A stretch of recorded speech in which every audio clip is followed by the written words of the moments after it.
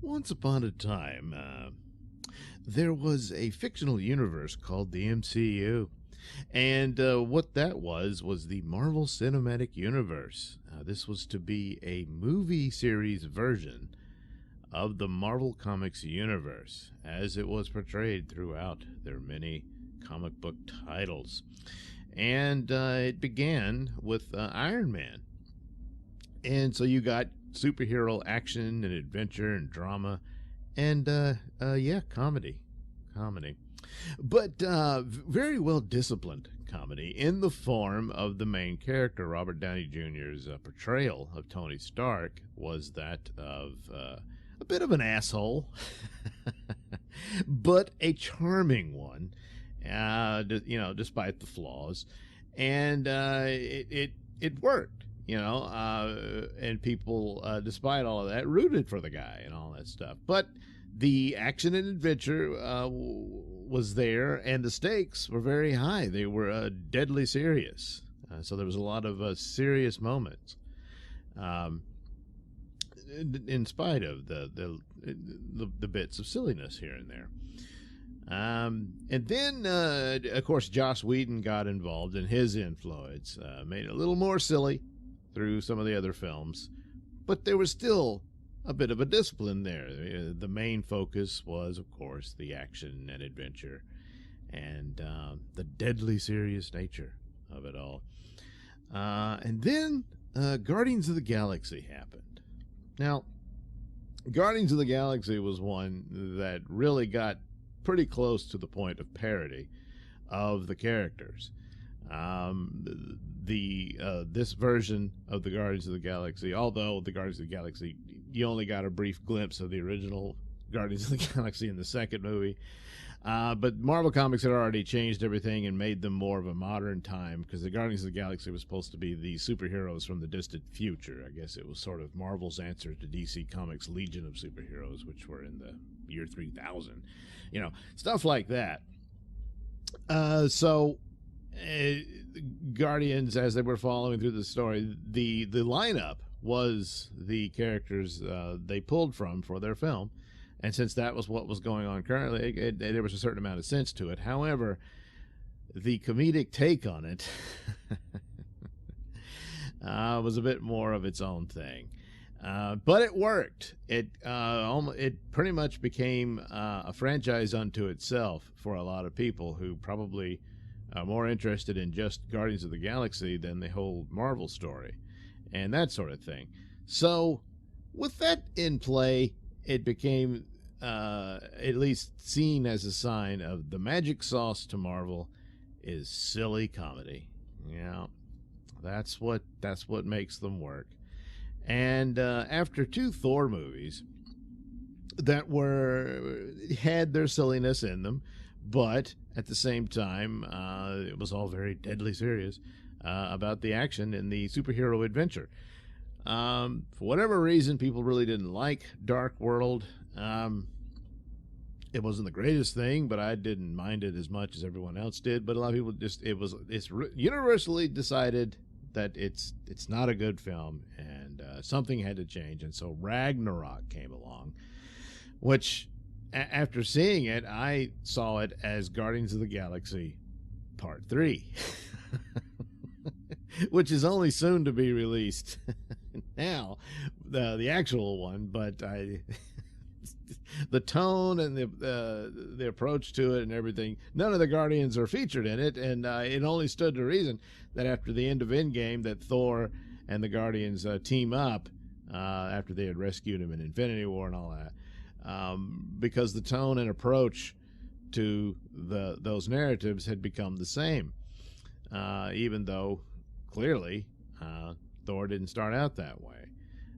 There was still some manner of tone and elements to it with the death of Odin in there and that sort of thing, but the rest of it was pretty much a joke and a bit of a comedy. And on a lot of levels, it did work.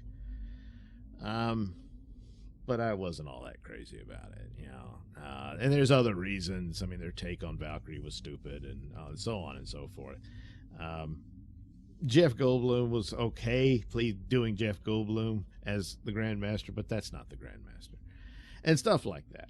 But you did get some cool Kirby artwork in the background, so they can say, "Hey, look, we did a tribute to Kirby," and all of that. So, but it was a successful film, and that was at the high point of the run of Marvel, with going in between with the great build up to Infinity War. And then Infinity War really won everybody over, and then Endgame came along, and everybody showed up for it. But well, they had to end it some kind of way. Except it created a huge problem with the blip and all that. But anyway, so that's what they did, and they convinced themselves that again, a comedy and making your characters basically parodies of themselves was the secret sauce, and it's been that way ever since, and it's just gotten worse and worse and worse, with the exception of a few. I mean, of course, the Spider-Man film had a lot of comedy in it, No Way Home, but it's just an aberration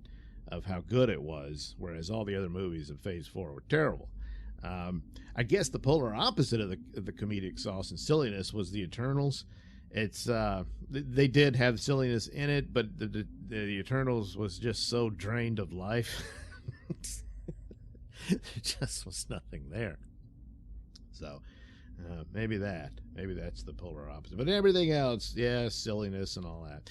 And so then Thor: Love and Thunder came along, and by the time, after going through all the other Marvel movies and Doctor Strange, which really disappointed me, which was the one I was looking forward to. Spider-Man surprised me because I didn't like the other Spider-Man films, but that one, I was like, wow, this is good. And it was actually setting up the Doctor Strange film. And so I thought, and they talked about all these reshoots, which they did do, which means it was probably worse than what you got, so that it wasn't as bad. But I was like, ugh, geez, what a letdown, So by the time Love and Thunder came, I had no interest. And it just looked stupid. And then I heard how stupid it was. So anyway, had time to kill. It's sitting on D+. So I watched it. Everything everyone said was true. It's terrible. Because it just destroys itself. It won't let it give itself time to breathe. There has to be another silliness joke to it. And it's to the point of, it truly is a parody of Thor. It's like it wants to be Airplane or Naked Gun, which I love those films, but that's what they always were. Here, just having, and I could understand the silliness and stuff, and Thor gets embarrassed. He thought his hammer would work in some scene, and it didn't, and the villain's more powerful than he thought. That kind of thing, fine. But good Lord, and on top of all of this, you have this horrible, tragic thing going on. First, you have the villain. It starts off very dark. Even when the idiot god shows up, that's just making a total mockery of Gore, the Christian Bale character's suffering, and all that. It's still, the scene is maintained about, you understand the guy's motivation, even though the stupidity of it all is the necro sword is right there, and this idiot god just ignores it until too late, and gores him with it. Yeah, pretty stupid. Even with the silliness, you throw that in there and says that excuses all the stupidity. No, it doesn't. But that's it. After that, it's it. So then, the terrible tragedy of Jane Foster, she's dying of cancer. Oh my God. But then she seeks out Mjolnir, which is on display at the new Asgard, and I guess they're supposed to be in Norway now, whatever, ruled by King Valkyrie. Can't be queen because, femininity is weakness. That's your feminist message of today in woke world. So anyway, it's become a theme park, and they make a mockery of the whole Thanos thing, but there's some, I don't know, smoothie shop or whatever, and there's Thanos' gauntlet as a symbol. It's absolutely insane. I mean, all the people that were wiped out. Sure, they came back, but what a mess, So anyway, Mjolnir's on display in pieces and whatnot. Jane shows up, and it reassembles itself and gives her Thor powers. So there you go. Now she can be Thor, and it seems like everything's fine as long as she's, don't call her Lady Thor, because again, femininity is weakness, and that's insulting to women. Yeah. So there you go. The rest of it is just complete idiocy. They do silly scenes between him and the Guardians, and then he just leaves. That was all for nothing. Unless he shows up in their movie. I don't know. I doubt it, because even Hemsworth is saying, I think Thor needs to get back to seriousness. So they battle with Gore. And, and they go meet Zeus. And that's all pretty stupid. Zeus, they need his his thunderbolt. They get it, and they go. And Thor wants his old hammer back, but that makes his new hammer jealous. And, I was worried that Tessa Thompson would really piss me off. She didn't. She's just, the dumb title, King, and all that.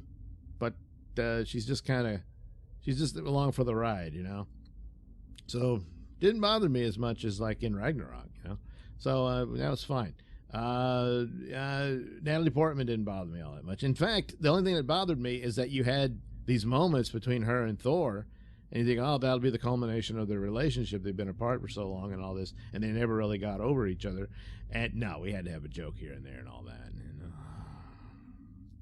the goats were kind of funny, the flying goats, and that's a callback to actual mythological Thor stuff. And yeah, I didn't care for the rock guy, who didn't he mention he had a wife in the Ragnarok, but now he's gay. Apparently his whole species is gay. There's no females. The men have babies, whatever. And then, of course, kids. And after all the battles, Thor eventually gives the kids Thor powers, which, but of course he did it through Zeus's thunderbolt. I guess that's the only way he could do it. I don't know. But seems like he could have done that already.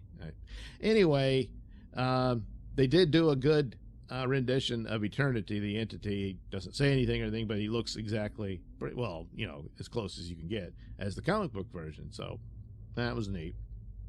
But so Jane dies seemingly heroically in saving everything, except not really, because they were trying to stop Gore from getting to Eternity, but he gets to him and makes his wish. But through love, they convince him to just wish for his daughter to come back to life instead of wishing all the gods were dead. Yeah. So he does that, and his daughter comes back, and there you go. And then he can die, and he tells Thor, please take care of my daughter. And he says, I will. And, of course, Jane dies and turns into glittery fairy dust like Odin did. Hint, hint. So, but then Thor, I guess, just takes Gore's daughter to go, raise her and all that. And that's what he does. However, it didn't occur to him to ask Eternity. Sure, Gore got his wish. But doesn't Thor get a turn? So he could ask for Jane to come back, And then they could raise the little girl together. Wouldn't that be nice? Yeah. But he's an idiot, didn't think of it. So, and Stormbreaker, his new hammer, was the key to Eternity. You need that to unlock the door. So I don't know, all this stuff about you can get a wish from Eternity, but you can't meet him unless you have Stormbreaker. Well, Stormbreaker didn't exist until Infinity War. And I don't know where, and there's like these old drawings on walls detailing that this is the key to Eternity, but it's not like it's an ancient weapon or anything. So, seems like shouldn't Mjolnir, which is much older, be the key? Yeah, that's just really stupid. But they're too busy being silly and talking about women being called kings and stuff instead of getting a concise and cohesive plot. It doesn't matter. I just had time to kill, so I said, hey, I watched it. Thought I'd let you know. Whew. Yeah, it's pretty bad. So yeah, Ragnarok's much better than this. So I can say that. Yeah. So anyway, that's that. Zeus turns out is not dead. He just needed to, because these gut wounds, apparently in the world of Disney and Star Wars and all that, gut wounds, you don't die from that. Now, granted, he's, you know, an Olympian and immortal god and all that, but I don't know, it was his own thunderbolt went right through him. So, but anyway, he's fine. His nursemaids are stitching him up, and then he puts a contract out on Thor and hires his son Hercules to go deal with it. And he pretty much looks like the comic book Hercules. So I guess that's supposed to be a Thor versus Hercules movie. But since they have had teasers and cliffhangers and whatnot type things in the other Thor movies and don't really follow up on them, they just become silly jokes at the opening. Not really expecting much of a battle between Thor and Hercules, even though the comics would do that all the time. And then, you know, they make up and go get drunk. But, of course, in this one, they'll probably go have sex. Yeah. Yeah. So maybe it'd be better if it was just a silly joke fight at the opening and then Thor goes off to fight the real villain, which is just some other adventure, you know. Well, whatever. Yeah, I just had time to kill, so I watched it. That's it.